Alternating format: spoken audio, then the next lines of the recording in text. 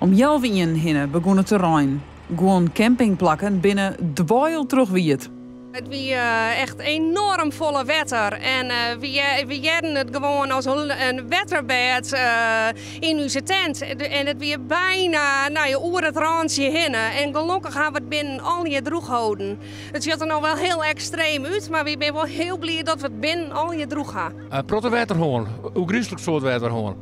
Langzaam begon het weer uit te stromen. En wij dachten van de brandweer maar haast wel komen. En gelukkig kwam die heel rap.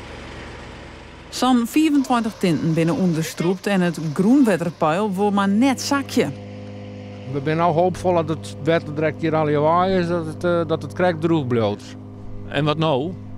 Nou ja, we moeten eerst maar eens even zien wat de schade is. En nou hier nog een paar nachten blauwe kennen. Of dat we zeggen, we pakken de boel in en we gaan naar huis. We wachten maar even nou.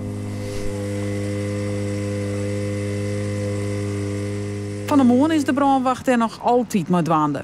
De camping-eigenaar had bezocht orenplakken te regelen voor de gasten. Maar in het ergste geval moet de mensen naar huis, omdat het eiland vol is in het heegseizoen. We proberen ander onderdak te vinden. Er zijn natuurlijk heel veel gasten die bij vrienden en kennissen een plekje hebben gevonden. Dat is hartstikke mooi. We hebben zelf nog wat plekjes links en rechts. Sommige tenten moeten we verplaatsen, maar dan moeten ze eerst droog zijn voordat we ze kunnen verplaatsen. En er gaan ook heel veel mensen naar huis, die hebben het gezien.